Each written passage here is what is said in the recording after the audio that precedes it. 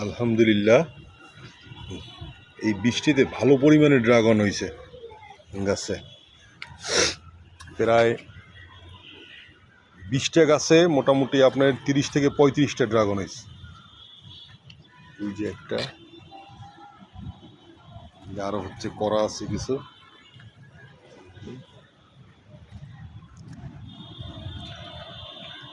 একটা